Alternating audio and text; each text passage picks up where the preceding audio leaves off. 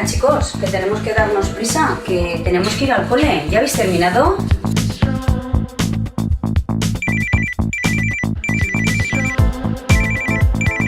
¿Sí? ¿Encarna? Hola Xavi, buenos días. Pues ahora no me llamo bien. Vale, te llamo después.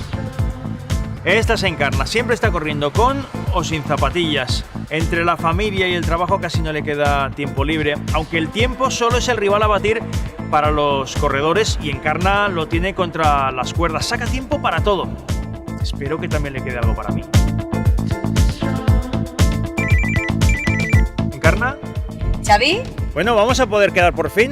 Hola, pues mira, ahora mismo no puedo porque voy hacia el trabajo. Pero bueno, llevo manos libres y podemos hablar. Oye, ¿y cómo te las apañas para llegar a todo? Sacrifico tiempo de donde puedo para entrenar. Y por lo menos 3 veces a la semana o 4, una horita sí que encuentro para mí.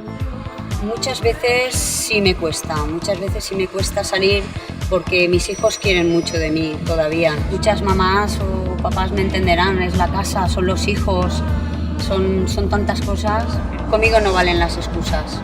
Yo soy disciplinada para correr y no me sirven las excusas.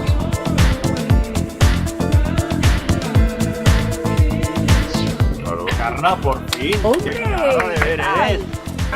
¿Qué me cuentas? Bueno, venga, va, que no es tiempo para hablar, es tiempo para correr.